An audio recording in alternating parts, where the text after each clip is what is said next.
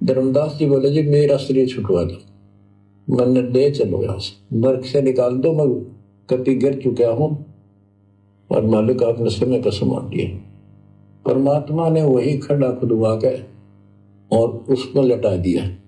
ध्यान देना भाई और बहनों, बहुत सारे पॉइंट हैं। मैं आपको ये क्लिप जो 5 मिनट की है, मैं आपको केवल एक ही पॉइंट समझाने के लिए यूज कर रहा था, लेकिन भाई और बहनों ये विशेष संदेश है, इसमें हर एक शब्द में पॉइंट है। अब आगे गुरुदेव क्या कह रहे हैं कि वहीं धर्मदास जी को गड्ढा खोदकर परमात्मा ने लिटा दिया और कहा कि भैया जो मंत्र तेरे को दिया है उसका जाप करना शुरू कर दे, लो लगा ले। ऊपर से परमात्मा ने डाल के मिट्टी और धर्मदास जी को दबा दिया, जिंदा समाधि दे दी। अब ये जिंदा समाधि क्यों दी? गुरुदेव कहते हैं मन में बहुत सारी काल शंका पैदा करेगा कि ये तो परमात्मा ने हत्या कर दी, उसको परमात्मा ने जिंदा ही दबा दिया। ऐसा नहीं है भाई और बहनों, सुनते जाइए, इसका भी एक गहरा निष्कर्ष है। बोला बंदा तो दाग दो कि टमाटी में पापी। अब यहाँ प्रश्न आता है, मालिक ने उसको बहुत सी शंकाएं काल पैदा करता है कि भगवान तो वैसे भी शरीर छुड़वा सकते थे, भगवान तो वैसे भी कर सकते थे, ऐसा क्यों किया? ये तो एक उसको हत्या कर दी, इसके पीछे बहुत गजब राज होता है और भक्त के तो मन में ऐसी बातें कभी नहीं आनी चाहिए। तो क्या कह रहे हैं गुरुदेव कि बच्चों इस घटना के पीछे बहुत गजब का राज होता है, बहुत गजब का राज। और भगत के मन में तो इस प्रकार की बातों को लेकर शंका उत्पन्न नहीं होनी चाहिए। एक बार थोड़ा ध्यान से सुनो भाई और बहनों, गुरुदेव कह रहे हैं इस प्रकार की घटनाओं के पीछे बहुत गजब का राज होता है। सुनो, ऐसा क्यों किया? ये तो एक उसको हत्या कर दी, इसके पीछे बहुत गजब राज होता है और भगत के तो मन में ऐसी बातें कभी नहीं आनी चाहिए। क्या कहा पूज्य गुरुदेव जी ने कि इस प्रकार की घटनाओं के पीछे बहुत गजब का राज होता है, बहुत गजब का राज। धर्मदास जी को जिंदा समाधि देना क्या गजब का राज है। भाई और बहनों, ये कलयुग की बिचली पीढ़ी है। स्वयं कबीर परमात्मा सतगुरु रामपाल जी के नाम से धरती पर प्रकट हैं और इस काल लोक के विधान के अनुसार, क्योंकि ये मृत्यु लोक है, यहां जो आता है वो जाता है। हालांकि परमात्मा यहां परमानेंट रह सकते हैं, लेकिन अपने विधान अनुसार परमात्मा को भी यहां से जाना पड़ता है। तो सतगुरु रामपाल जी परमेश्वर जी के इस गंदे लोक से शतलोक जाने के बाद उनका भक्ति मार्ग कैसे चलेगा? भाई विचार करो भाई और बहनों। सन 2014 में सतगुरु रामपाल जी हिसार जेल में गए। एक प्रकार से यह सोच लो कि सतगुरु रामपाल जी सतलोक चले गए। अगर बरवाला कांड जैसी घटना के माध्यम से सतगुरु रामपाल जी परमानेंट सतलोक चले जाते तो विचार करो भाई और बहनों, क्या उनके द्वारा दिए गए ज्ञान आधार से उनका कलयुगी परिवार, ये सतलोक आश्रम कमेटी, सतगुरु रामपाल जी के बेटा बेटी, भाई बंधु रिश्तेदार, ये कोऑर्डिनेटर, ये बड़े बड़े सेवादार, क्या सतगुरु रामपाल जी परमेश्वर जी के यथार्थ 13वें कबीर पंथ को उनके ज्ञान आधार से चला पाते? क्या ये मार्ग चल पाता? बिल्कुल भी नहीं चल पाता। एक छोटी सी रिहर्सल सतगुरु रामपाल जी ने करके देखी है कि बच्चों, यदि मैं 2014 बरवाला कांड के बाद डायरेक्ट सतलोक चला जाता तो ये मेरा मार्ग 1000 साल तो छोड़ो, इस मार्ग को तुम लोग 50 साल भी ढंग से नहीं चलने देते। और आपकी आंखों के सामने है भाई और बहनों, बरवाला कांड के बाद से सतगुरु रामपाल जी के परिवार ने, सतलोक आश्रम कमेटी ने सन 2014 से वर्तमान 2026 तक, यानी भाई और बहनों 10-12 वर्षों में सतगुरु रामपाल जी के मिशन की इन लोगों ने ऐसी की तैसी करके रख दी। धर्मदास जी ने तो केवल इस नाम को आगे बताने की सोचकर ही मर्यादा तोड़ी थी। इन सतलोक आश्रम वालों ने तो जगह जगह 1500 से भी ज्यादा सेवादार लगभग 500 नामदान केंद्रों पर बैठा दिए। ऐरा गैरा नत्थू बहरा जिसको लैट्रिन धोने की पता नहीं, वो 10-10 साल के बच्चे भी लोगों को शतनाम दिलवा रहे हैं, डीवीडी से सारनाम दिलवा रहे हैं, प्रथम नाम दिलवा रहे हैं। जिनको ढंग से उठना बैठना भी नहीं आता, उन सेवादारों के बच्चे लैपटॉप को ऑन करके लोगों के प्रथम नाम की परीक्षा ले रहे हैं, शतनाम की परीक्षा ले रहे हैं। 10 वर्षों के अंदर अंदर सतगुरु रामपाल जी के मिशन को उनके परिवार ने पाताल का रास्ता दिखा दिया। क्या है ऐसी कोई मर्यादा जो सतगुरु रामपाल जी के परिवार ने, सतलोक आश्रम कमेटी ने बरवाला कांड के बाद से भगत समाज से ना तोड़वाई हो? राजनीति इन्होंने करवा दी, राजनेताओं का सपोर्ट इन्होंने करवा दिया, राजनेताओं की रैलियों में धक्के संगत से इन्होंने खिलवा दिए। आन उपासना भगत समाज से परशुराम की जयंती में बैठाकर इन्होंने करवा दी, कबीर जयंती इन्होंने मनवा दी। आन उपासना को बढ़ावा देने के लिए अयोध्या में आन उपासकों के लिए 1 महीने का भंडारा इन्होंने लगवा दिया। भगत समाज का ज्योति पाठ और दान का पैसा जाटों की धर्मशाला बनवाकर, किसी गौशाला में दान देकर, तरह तरह के जगत वालों के लिए भंडारे लगाकर, झूठे व्यर्थ के मान सम्मान के कार्यक्रमों में करोड़ों रुपए बर्बाद करवाकर इन लोगों ने लगवा दिए, बर्बाद करवा दिए।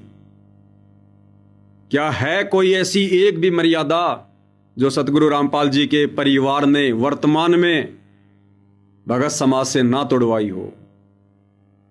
तो मात्र 10 साल के अंदर अंदर इन लोगों ने सतगुरु रामपाल जी के मिशन को पाताल का रास्ता दिखा दिया।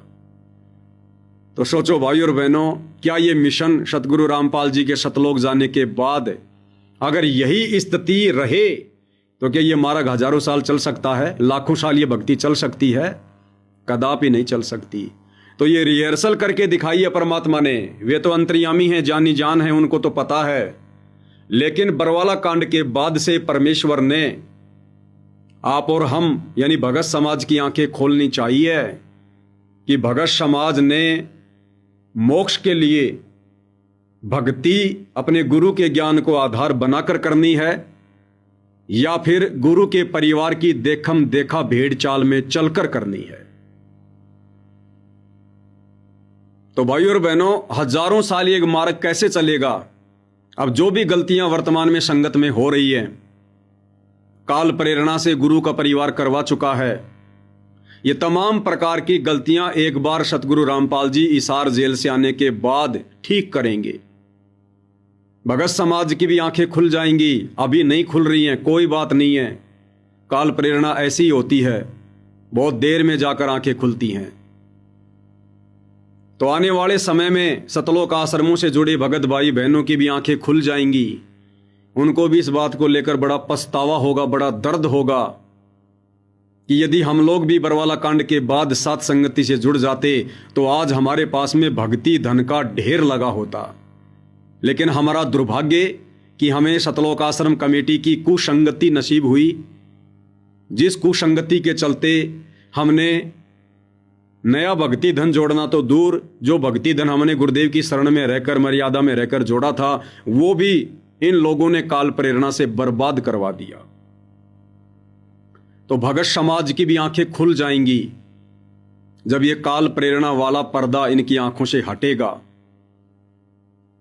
और आने वाली जो आत्माएं हैं, आने वाला जो समाज है, वो वर्तमान समय की घटनाओं को देखकर वर्तमान सतलोक आश्रम कमेटी की गलतियों से शिक्षा लेकर गलतियां करने से बचेगा। तो गुरुदेव क्या कह रहे हैं कि इस प्रकार की जो घटनाएं घटित हो चुकी हैं, जैसे धर्मदास जी को जिंदा समाधि देना, इसके पीछे बहुत अजब गजब के राज हैं और भक्तों ने तो मन में दोष उत्पन्न नहीं करना चाहिए। अब भाई और बहनों, क्या अजब गजब के राज हैं? देखो, दास कोई भविष्यवक्ता नहीं है। दास की गुरुदेव भगवान ने ऐसी कोई दिव्य दृष्टि नहीं खोली है कि मैं आने वाले समय को देख रहा हूं। नहीं, मैं तो इतना बदनसीब हूं कि जिस प्रकार से पूज्य गुरुदेव भगवान आप जिस संगत में देखते हैं कि अनेक आत्माओं के सामने प्रकट होकर उनका मार्गदर्शन करते हैं, उनको हिम्मत देते हैं, उस तरह से भी पूज्य गुरुदेव भगवान मुझ दो कोड़ी के जीव के सामने प्रकट होकर या इस प्रकार से मुझे ऐसा कोई दृश्य नहीं दिखाते हैं। केवल उनका आशीर्वाद इतना है कि परमेश्वर मुझे सत प्रेरणा करते हैं।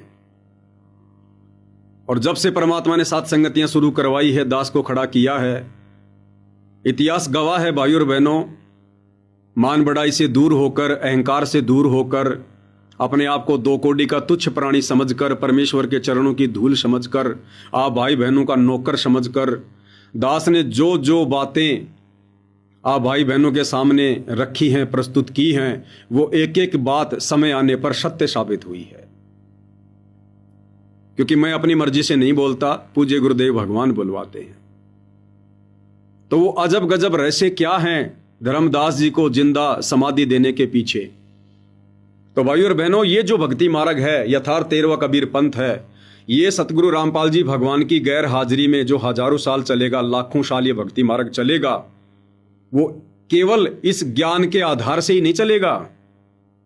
इस ज्ञान को आधार बनाकर तो केवल आत्माएं उनके धरती पर रहते सहते शतलोक में निवास स्थान प्राप्त कर लेंगी। लेकिन गुरुदेव के जाने के बाद धीरे धीरे ज्ञान आधार भी कमजोर होता चला जाएगा। फिर उस समय कैसे चलेगा ये मार्ग? उसके लिए भाई और बहनों बहुत सारे प्रत्यक्ष चमत्कार होने बाकी हैं। देखो, अभी तक गुरुदेव ने प्रत्यक्ष चमत्कार क्यों नहीं किए? केवल ज्ञान दिया, संघर्ष किया। इसके पीछे का रीजन ये है कि परमात्मा ने चमत्कार ना दिखाकर, क्योंकि चमत्कार देख देख कर 650 साल पहले हमारे में से एक भी पार नहीं हुआ। तो गुरुदेव वर्तमान में ज्ञान को आधार बनाने पर जोर इसलिए दे रहे हैं और प्रत्येक चमत्कार इसलिए नहीं कर रहे क्योंकि परमात्मा ने अपने इस धरती पर रहते सहते आत्माओं को शतलोक भेजना है। उसके लिए परमात्मा ने ये मार्ग ज्ञान आधार का चुना है कि आत्मा ज्ञान से दृढ़ हो जाए। और जब वो आत्माएं तैयार हो जाएंगी, जिन आत्माओं को परमात्मा ने साथ संगति से जोड़ दिया है, और वो आत्माएं जब शतलोक के लिए तैयार हो जाएंगी, और शतलोक जाने के लिए क्या क्या टर्म्स एंड कंडीशन हैं, वो जब आप साथ संगति से जुड़ोगे तो आपको भली भांति पता चल जाएंगी। जब परमेश्वर का ये मिशन पूरा हो जाएगा, उन आत्माओं की छटनी हो जाएगी, परमात्मा ठप्पा लगा देंगे, गले में मेडल पहना देंगे कि इन आत्माओं का नंबर पक्का है। उसके बाद फिर परमेश्वर अपने मार्ग को इस कलयुग में हजारों वर्षों तक निर्बाध रूप से चलाने के लिए फिर प्रत्येक चमत्कार भी करेंगे। और उन चमत्कारों में से एक चमत्कार होगा भाइयों और बहनों, धर्मदास जी को उस समाधि से वापस उसी अवस्था में बाहर निकालना। जिस उम्र में धर्मदास जी को परमात्मा ने जिंदा समाधि दी थी, आज तक वो समाधि परमात्मा ने सुरक्षित रखवाई है। परमेश्वर धर्मदास जी को जिंदा बाहर निकालेंगे। आमनी देवी को, उसको भी परमात्मा ने जिंदा समाधि दे दी थी। परमेश्वर उन दोनों आत्माओं को बाहर निकालेंगे और धर्मदास जी इस बात की सीना ठोक कर गवाही देंगे कि तुम्हारे सामने जो ये महापुरुष खड़ा है, इसे गांव धनाने का रामपाल जाट समझकर गलती मत करना। कोई इसे अपना पति समझकर, अपना बाप समझकर, अपना ताऊ समझकर, अपना मामा समझकर या केवल अपना गुरु समझकर गलती मत करना। ये वही महापुरुष है जिसने मुझे 650 साल पहले मनुष्य जन्म देकर मेरे गुरु की भूमिका निभाई, जिसने मुझे शतलोक दिखाया। ये वही महापुरुष है। और ये चमत्कार देखकर भाइयों और बहनों, धर्मदास के वंशजों की भी आंखें खुलेंगी। ये साइंस धरी की धरी रह जाएगी। ये मिस्र के अंदर जो ये पिरामिड बना रखे हैं, जिनके अंदर वो बड़े बड़े लोगों की, राजा महाराजाओं की वो डेड बॉडी रखी हुई है, ये विज्ञान भी धरी की धरी रह जाएगी जब ये प्रत्येक चमत्कार देखेगी। तो परमेश्वर धर्मदास जी को जिंदा बाहर निकालेंगे। धर्मदास फिर इस बात की गवाही देगा, ये जो सामने महापुरुष खड़ा है ना, जिसे तुम परम संत सतगुरु रामपाल जी के नाम से जानते हो, ये साक्षात पूर्ण ब्रह्म कबीर देव है, कबीर देव। उसके बाद भाइयों और बहनों, आपने बाला और मर्दाना जी की उन कथाओं में जन्म साखी भाई बाले वाली, जिसमें आदरणीय नानक जी एक बार बाला और मर्दाना को भगत प्रहलाद के लोक में लेकर गए थे, और भगत प्रहलाद जी ने क्या कहा था कि मेरे लोक में केवल 3 ही महापुरुष आ सकते हैं। आज से पहले कबीर जी आए थे, उसके बाद ये नानक जी आए हैं, क्योंकि नानक जी के रूप में खुद कबीर जी ही थे। और बाला और मर्दाना के पूछने पर आगे प्रहलाद जी ने बताया कि एक महापुरुष और आएगा, एक महापुरुष और आएगा।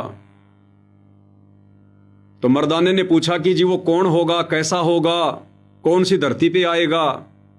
ये सारी बातें मर्दाना के माध्यम से सतगुरु रामपाल जी ने बुलवाई, क्योंकि परमात्मा ने उदाहरण पेश करना था। अन्यथा मर्दाना जी को क्या मतलब था, वो कौन सी धरती से होगा, कौन सी जाति में होगा। क्या नानक जी ने कभी बाला मर्दाना को यह बात नहीं बताई कि भी संतों की कोई जाति नहीं होती है? जात ना पूछो संत की, पूछ लीजियो ज्ञान, मोल मत करो तलवार का, पड़ी रहने दो म्यान। क्या नानक जी ने अपने शिष्यों को यह बात नहीं बताई थी?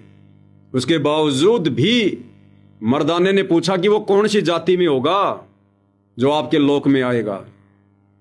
तो ये सारी की सारी जो प्रेरणा थी, ये कबीर परमात्मा सतगुरु रामपाल जी मर्दाना में कर रहे थे। तो भगत प्रहलाद जी ने कहा कि वो पंजाब की धरती पर होगा, वो महापुरुष पंजाब की धरती पर प्रकट होगा और जाट जाति में होगा, और उसका प्रचार प्रसार क्षेत्र बरवाला होगा, बरवाला। और फिर गुरुदेव ने क्या बताया कि ये है वो महापुरुष। तो भाई और बहनों, भाई बाले वाले की जन्म साखी में जो ये प्रकरण लिखा हुआ है कि नानक जी के सचखंड जाने के सैकड़ों वर्ष बाद एक महापुरुष और आएगा जो पंजाब की धरती पर होगा, यानी जिस समय परम पूज्य परमेश्वर सतगुरु रामपाल जी 8 सितंबर 1951 में गांव धनाना में प्रकट हुए, उस समय भाई और बहनों हरियाणा प्रांत नहीं बना था, और ये जो हरियाणा का जो क्षेत्र है ये पंजाब की धरती था। तो सतगुरु रामपाल जी उस भविष्यवाणी के अनुसार पंजाब की धरती पर प्रकट हुए हैं, और सांसारिक तौर पर जाट वर्ण में है, जाट जाति में है, और उनका प्रचार प्रसार क्षेत्र बरवाला रहा है। तो भाई और बहनों, यदि सतगुरु रामपाल जी अपने कुछ भक्तों को लेकर यदि भगत प्रहलाद के लोक में नहीं गए, तो दुनिया कैसे विश्वास करेगी उस भविष्यवाणी पर? दुनिया कैसे विश्वास करेगी आने वाले समय में सतगुरु रामपाल जी पर कि भगत प्रहलाद ने इसी महापुरुष के विषय में कहा होगा? अगर सतगुरु रामपाल जी बाला मर्दाना और नानक जी की तरह गुप्त रूप में किसी को ना बताकर यदि भगत प्रहलाद के लोक में चले जाते हैं, तो भी ये दुनिया इन भविष्यवाणियों को झूठा मानेगी। तो भाइयों और बहनों, आने वाले समय में इस भक्ति मार्ग को हजारों वर्षों तक निर्बाध रूप से चलाने के लिए सतगुरु रामपाल जी ये भी प्रत्यक्ष चमत्कार करेंगे। जिस प्रकार 650 साल पहले मगर से सशरीर कबीर परमात्मा सतलोक को जाते दिखाई दिए थे, उसी प्रकार से वर्तमान में आने वाले कुछ ही वर्षों में सतगुरु रामपाल जी और जिन जिन भगत आत्माओं पर उनकी रजा होगी, वो भगत भाई बहन सतगुरु रामपाल जी के साथ आकाश मार्ग से जाते हुए, उड़ते हुए इस देश और दुनिया को भगत प्रहलाद के लोक में जाते हुए दिखाई देंगे। इन ऐसे ऐसे चमत्कारों को देखकर आने वाले समय में यह दुनिया इस मार्ग से जुड़ी रहेगी। कबीर सागर में लिखा हुआ है कि एक समय कबीर परमात्मा जी ने अपने आशीर्वाद से एक लकड़ी की डंडी से और 13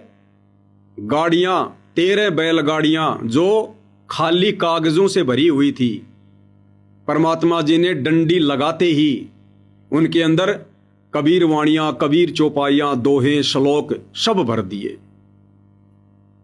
और फिर ये लिखा हुआ है कबीर सागर में कि जो 13वां वंश होगा, 13वां वंश यानी 13वें यथार्थ कबीर पंथ को चलाने वाला जो 13वां वंश होगा, वो उन 13 गाड़ियों को जो कागजों से भरी हुई है, जो उस समय सैकड़ों वर्ष पहले जमीन में दफना दी गई थी दिल्ली क्षेत्र में, क्योंकि परमात्मा ने जो चमत्कार किया था उस समय एक दिल्ली के मुगल बादशाह के सामने, तो कुछ समय बाद में उस मुगल बादशाह ने उन 13 गाड़ी कागजों को जमीन में दबवा दिया था। तो कागज भाई और बहनों जमीन में दबाने के बाद में कितना जीवित रहता है? वो तो महीने 2 महीने में समाप्त हो जाता है। लेकिन कबीर सागर में लिखा हुआ कि जो 13वां वंश होगा वो जमीन में खुदाई करवाकर उन 13 कागज गाड़ियों को बाहर निकलवाएगा। तो ये चमत्कार भी सतगुरु रामपाल जी परमेश्वर करेंगे, क्योंकि यही वो 13वां वंश है जो आज आप और हमारे सामने प्रकट है, प्रत्यक्ष है। तो ये भी प्रत्यक्ष चमत्कार होगा। आपकी विज्ञान धरी की धरी रह जाएगी और दुनिया इस चमत्कार को देखकर उनको सलाम करेगी।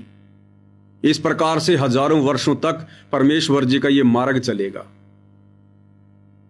इसके बाद परमात्मा जिक्र करते हैं कि जिस समय पांडवों का यज्ञ सफल नहीं हो रहा था और भीम की ड्यूटी लगाई थी काशी की तरफ साधु महात्माओं को संदेशा देने की, न्योता देने की, तो जब भीम गया था सुदर्शन सुपच की तरफ, तो रास्ते में एक तालाब था और भीम की जो हाइट थी भाई और बहनों कम से कम 40 से 50 फुट बताई परमात्मा ने द्वापर युग में। तो भीम ने जाने से पहले रास्ते में जो एक बहुत बड़ा तालाब था, उस तालाब में जो स्नान किया था, और वो तालाब इतना गहरा था, इतना लंबा चौड़ा था कि 50 फुट के भीम के पैर भी उस तालाब में नहीं टिक रहे थे, इतना गहरा था। और जो है वो किलोमीटर के अंदर वो फैला हुआ था। और बाद में परमात्मा जी ने बताया कि भीम, तू जिस तालाब में नहाकर आया था जिसमें तेरे पैर भी नहीं टिक रहे थे, वो पता है क्या था? वो कुंभकर्ण की खोपड़ी का ऊपर ऊपर का हिस्सा था। यानी खोपड़ी का जो एक कटोरा है ना ऊपर ऊपर का, केवल खोपड़ी के ऊपर ऊपर का हिस्सा था वो, जिसमें तू नहाकर आया था, जिसमें तेरे पैर भी नहीं टिक रहे थे। तेरे जैसे बली बली ना जाने कितने होके जा लिए। तब भीम का अहंकार टूटा था, थोड़ा नरम हुआ था। तो भाई और बहनों, ये कथा मात्र सुनाने के लिए नहीं। आप और हम भक्तों ने तो अपने गुरु को परमात्मा मानकर, आप और हमारा कोई पिछला भक्ति संस्कार मजबूत है, जिस वजह से गुरुदेव भगवान ने कहा और हमने सहर्ष मान लिया, स्वीकार कर लिया निसंदेह। लेकिन ये दुनिया कैसे मानेगी? ये दुनिया कैसे विश्वास करेगी? दुनिया तो ढोंगी कहेगी, पाखंडी कहेंगी कि क्या ये संभव है कि कोई व्यक्ति इतना बड़ा लंबा चौड़ा हो सकता है जिसकी खोपड़ी का ऊपर ऊपर का हिस्सा ही कई किलोमीटर में फैला हो? तो वो बाकी व्यक्ति कितना लंबा चौड़ा होगा, कितना किलोमीटर ऊंचा होगा? क्या कुंभकर्ण इतना लंबा चौड़ा था? तो दुनिया कैसे विश्वास करेगी? तो भाई और बहनों, आने वाले समय में परमात्मा जी की प्रेरणा से उस तालाब की खुदवाई भी करवाई जाएगी और ये वैज्ञानिक ये अपने उपकरण ले लेके और उस पर अनुसंधान करेंगे। वो कटोरा जो कई किलोमीटर में फैला हुआ है, वो ऐसे के ऐसे वो जमीन से निकाला जाएगा, खुदाई की जाएगी। और ये वैज्ञानिक ये खुद ही देश और दुनिया के सामने हाथ जोड़ के कहेंगे कि भैया ये तो इंसान की हड्डी है, ये तो खोपड़ी है, खोपड़ी पूरी की पूरी। ये भी प्रत्येक चमत्कार होंगे। अन्यथा भाइयों और बहनों, विचार करो, विचार करो। राम रावण युद्ध कहां हुआ? श्रीलंका में। कुंभकर्ण कहां मरा? श्रीलंका में। हिंदुस्तान से श्रीलंका कितनी दूर है? कुंभकर्ण का सिर काटा गया श्रीलंका में, भारत देश से कई हजार किलोमीटर दूर।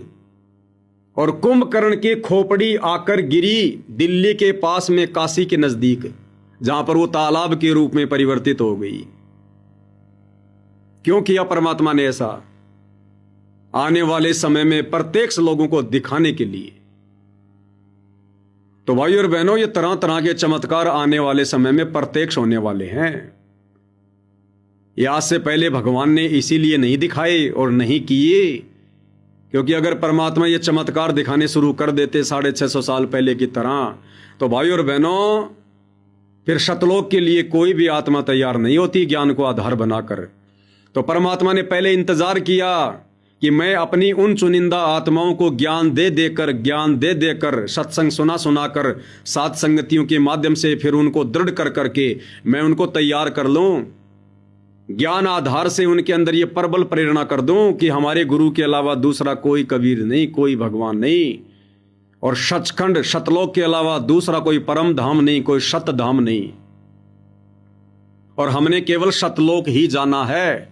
इस गंदे लोक की सारी व्यवस्था से परमेश्वर ने हमें ज्ञान दे देकर परिचित करवाया। तो सतलोक के लिए परमात्मा ने जिन जिन आत्माओं को तैयार करना था वो परमेश्वर ने कर लिया। सात संगति में उनकी ट्रेनिंग चल रही है। सौभाग्य से कोई इक्की दुक्की आत्माएं सतलोक आश्रमों से टूटकर आएंगी तो आ जाएंगी, अन्यथा भाई और बहनों परमेश्वर का मिशन 90% लगभग पूरा हो चुका है। अब ये सतलोक आश्रमों से जुड़े भाई बहन जो आगे सात संगति से जुड़ेंगे वो तो जुड़ना ही पड़ेगा, दूसरा कोई तरीका है ही नहीं भक्ति करने का। अगर भक्ति करनी है तो साध संगति से जुड़ना ही पड़ेगा। जो भक्ति विधि परमात्मा ने सात संगति में शुरू करवा रखी है वो सब ने शुरू करनी पड़ेगी, स्वीकार करनी पड़ेगी। लेकिन भाई और बहनों मोक्ष से वंचित रह जाएंगे। ये इन आत्माओं का बहुत बड़ा दुर्भाग्य रहा जो इनको बरवाला कांड के बाद साध संगति नहीं मिली, इनको सतलोक आश्रम वालों की कुसंगति मिली। तो ये प्रत्येक चमत्कार भाई और बहनों आने वाले समय में होने बाकी हैं, और इन्हीं चमत्कारों को देख देख कर फिर ये दुनिया हजारों वर्षों तक इस मार्ग पर टिकी रहेगी।